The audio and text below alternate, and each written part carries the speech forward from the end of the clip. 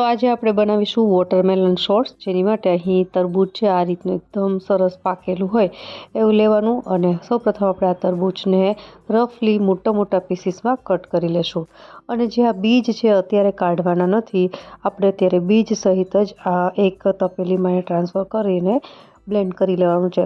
જ્યારે પણ તમે વોટરમેલન બ્લેન્ડ કરો એની સાથે થોડા ફુદીનાના પાન છે એને પણ બ્લેન્ડ કરવાના, જેનાથી ફુદીનાનો ફ્લેવર વોટરમેલનમાં આવી જાય. અહીં હું થોડું બરફનું પાણી પણ એડ કરું છું.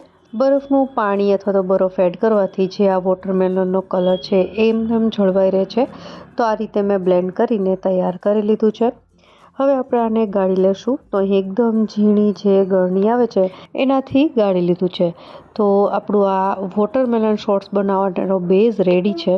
તમે આ બેઝને ફ્રીજમાં એરટાઇટ ડબ્બામાં ભરીને સ્ટોર પણ કરી શકો છો. જ્યારે તમારે તરબૂચની સિઝન ન હોય અને જો ખાવું હોય તો તમે આ બેઝમાંથી વોટરમેલન શોર્ટ્સ બનાવી શકાય. હવે ટેસ્ટમાં એકદમ સરસ લાગે એની માટે સૌપ્રથમ ઉમેરીશું આપણે ½ ટીસ્પૂન જેટલો સંચળ પાવડર. સંચળ પાવડર અથવા તો મીઠું બંનેમાંથી એક જ વસ્તુ ઉમેરવાની, સાથે બંને નથી ઉમેરવાનું. ત્યારબાદ અડધા લીંબુનો રસ, અને લીંબુના રસને બેલેન્સ કરવા માટે આપણે અહીં 1 થી 1.5 ટીસ્પૂન જેટલો સાકરનો પાવડર ઉમેરીશું.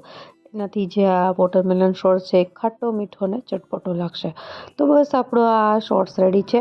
હવે આપણે આમાં થોડા બરફના ટુકડા ઉમેરી દઈશું અને એકદમ ઠંડો ઠંડો એને સર્વ કરવાનો છે. તો એકદમ સરળતાથી બની જતા આ વોટરમેલન શોર્ટ્સ છે એ આ ઉનાળામાં જરૂરથી ટ્રાય કરજો. ફરી મળીએ નવી રેસીપી સાથે. ત્યાં સુધી બાય.